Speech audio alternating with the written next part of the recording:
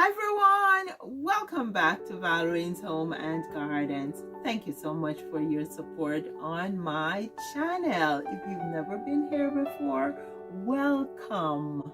Please hit that subscription button before you leave and remember to hit the bell notification icon so you can be notified of new videos.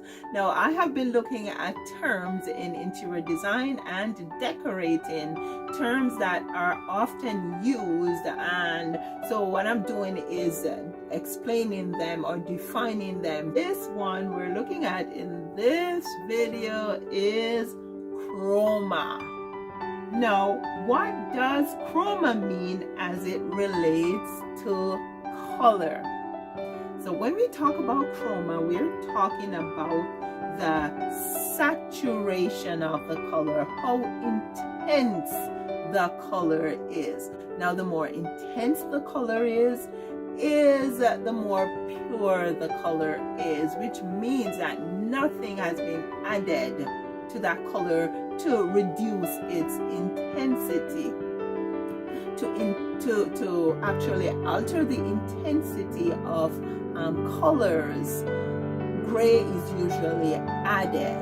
Most intense of colors are your primary colors.